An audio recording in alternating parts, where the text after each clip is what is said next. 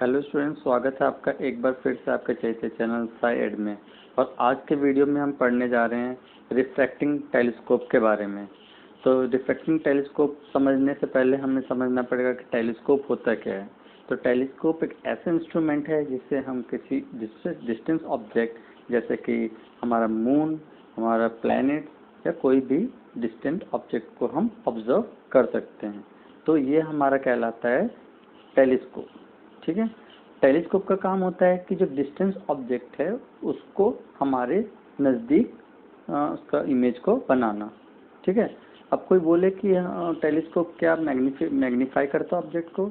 जी नहीं, तो ये ऑब्जेक्ट को बिल्कुल भी मैग्नीफाई नहीं करता।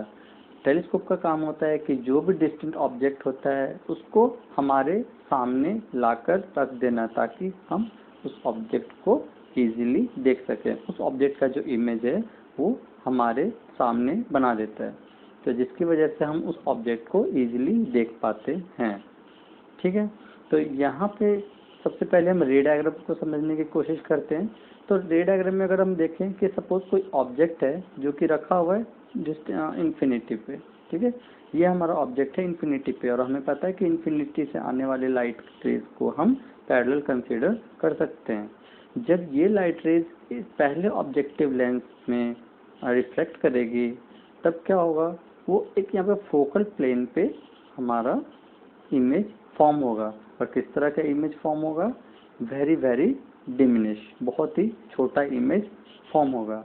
यहाँ पे सबसे इम्पोर्टेंट बात चीज़ ध्यान देने वाली ये है कि जो हमारा ऑब्जेक्टिव लेंस होता है उसका जो फोकल लेंथ होता है वो बहुत ज़्यादा होता है, और उसका अपेर्चर भी बहुत ज़्यादा होता है।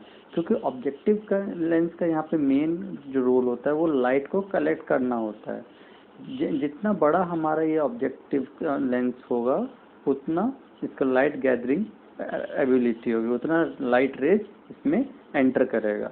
और जितना लाइट रेज इसमें एंटर करेगा इसका जो इमेज है फर्स्ट इमेज वो उतना ही ब्राइट बनेगा। ठीक है। लेकिन इसका भी एक लिमिट होती है, हम एक सर्टेन लिमिट तक ही इसका फोकल लेंथ को इंक्रीज कर सकते हैं, या फिर इसका जो हमारा ऑब्जेक्टिव लेंस है उसको कंस्ट्रक्ट करने का या फिर मैन्युफैक्चर करना बहुत ही मुश्किल होता है। ठीक है। तो यहाँ पे हम समझते हैं कि ये एंगल अल्फा क्या है।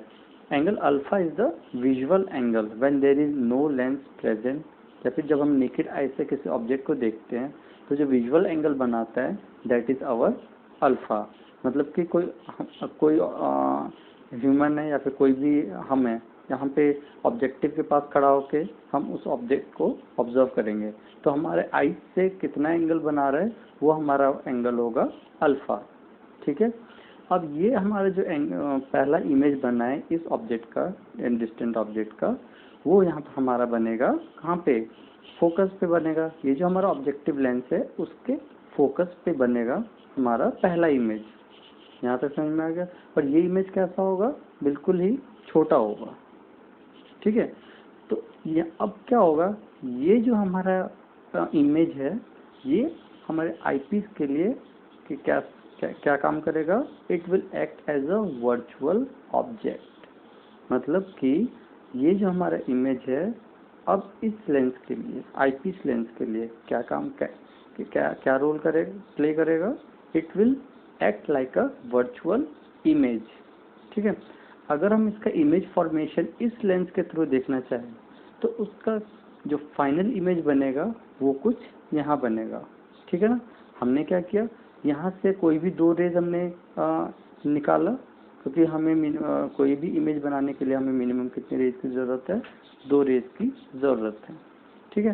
तो यहाँ से एक रे ऑप्टिकल सेंटर से पास किया और दूसरा रे पैरेलल होते हुए फोकस से पास किया। ठीक है। आईपीस के फोकस से। तो जब हम इसको पीछे की तरफ एक्सटेंड करेंगे तो ये किस तरह का इमेज बनेगा? वर्चुअल और एनलार्ज इमेज बनेगा। ठीक है। तो यहाँ पे टेलीस्कोप का जो आईपीस का काम होता है वो एक सिंपल माइक्रोस्कोप की तरह ये बिहेव कर रहा है। और जो ऑब्जेक्टिव है इसका क्या रोल होता है? सिर्फ और सिर्फ जो हमारा डिस्टेंट ऑब्जेक्ट है उसका लाइट को कलेक्ट करना। ठीक है। क्योंकि यहाँ पे इमेज छोटा बन रहा है तो हमें एक और लेंस की ज़रूरत पड़ेगी जो इस इमेज को और एनलार्ज कर सके, ताकि हम डिस्टेंट ऑब्जेक्ट को इजीली हम ऑब्जर्व कर सकें। ठीक है, तो यहाँ पे जो हमारा एंगल है ये बीटा है। This is the angle form by the this is the angle form by the image at the lens. ठीक है, ये हमारा कौन सा एंगल हुआ? This is the visual angle form by the final image. ठीक है ना, हमारा फाइनल इमेज कहाँ बन रहा है? हमारा फाइनल इमेज यहाँ बन रहा है। तो ये जितना एंगल सबटेंड करेगा हमारे प्रिंसिपल एक्सिस से वो हमारा होगा बीटा। ठीक है, और हमें पता है कि जो टेलीस्कोप का मैग्निफिकेशन होता है वो क्या होता है? Visual angle form by the final image that is called the beta and the visual angle form by the object that is called the alpha. So beta upon alpha is the value of magnification by the refracting telescope. Refracting telescope क्यों है? क्योंकि यहाँ पे जो image का जो formation हो रहा है वो किसके थ्रू हो रहा है? Through the phenomena of refraction. Okay, हमारे पास एक दूसरा टेलीस्कोप भी होता है जो कि होता है हमारा रिफ्लेक्टिंग टाइप टेलीस्कोप। ओके, हम उसके बारे में आज के वीडियो में डिस्कस नहीं करेंगे। आज के वीडियो में हम सिर्फ और सिर्फ रिफ्रैक्टिंग टेलीस्कोप के बारे में ही डिस्कशन करेंगे। ठीक है, तो यहाँ पे आपको समझ में आ गया कि जो हमारा टेलीस्कोप का जो मैग्नीफाइंग पावर होता है वो क्या होता है? Beta upon alpha. यहाँ तक क्लियर है आप लोगों को?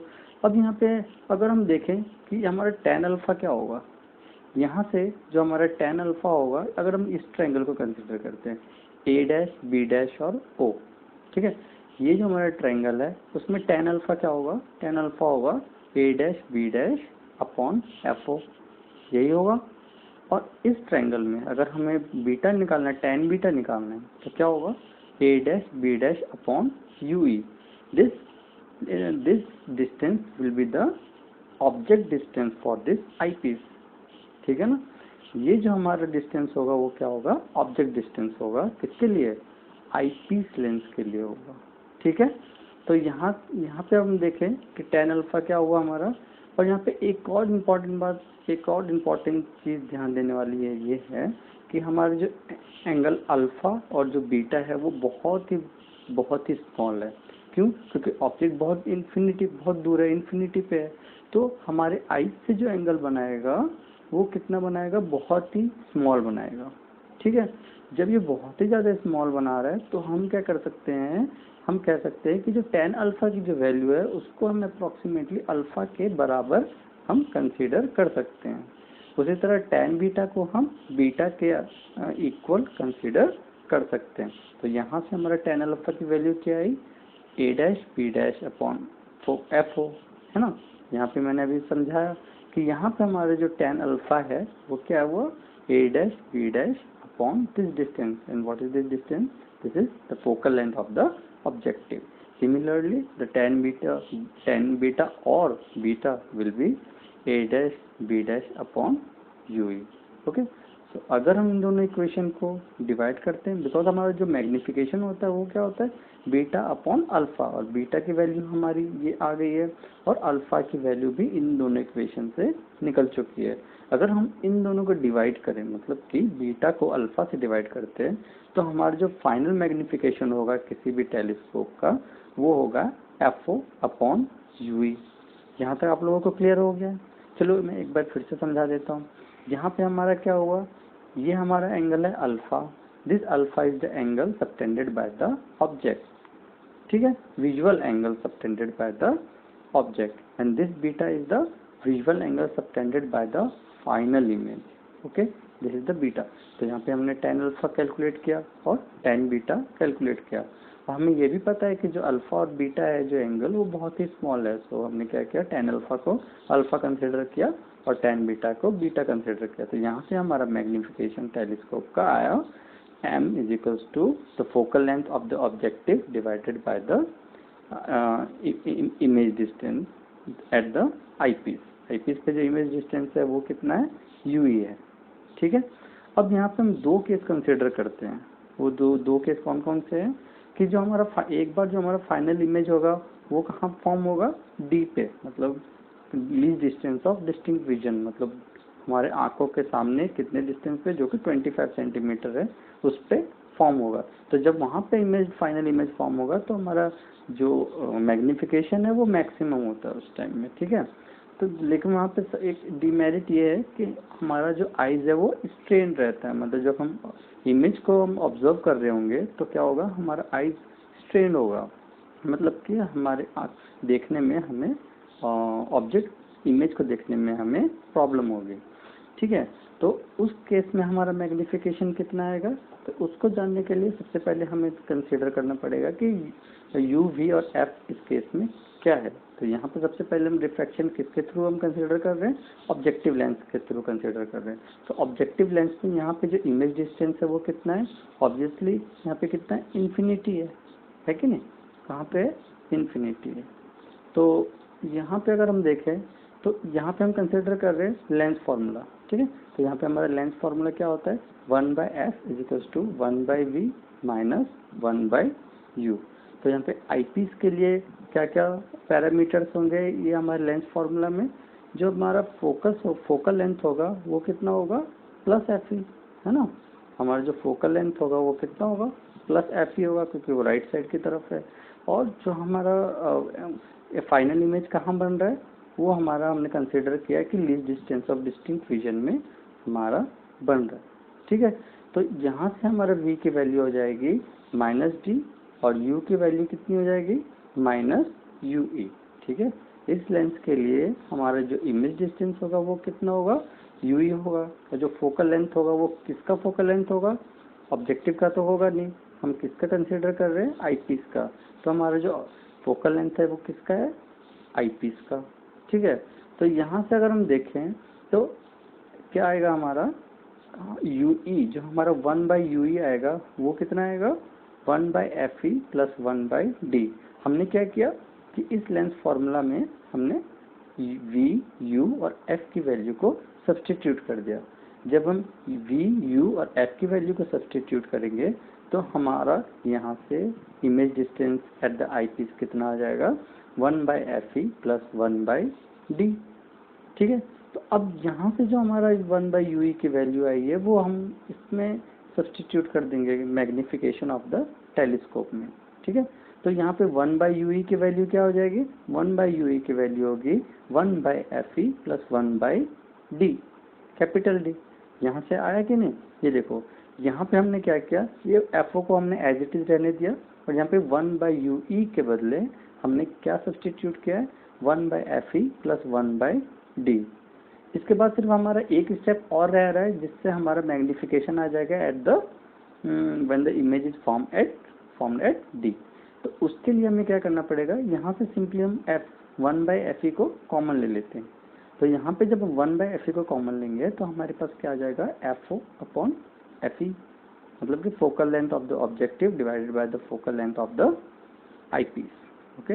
और यहाँ से हमारा क्या बच जाएगा, यहाँ से 1 बच जाएगा और यहाँ पे बचेगा हमारा FE/D, ठीक है।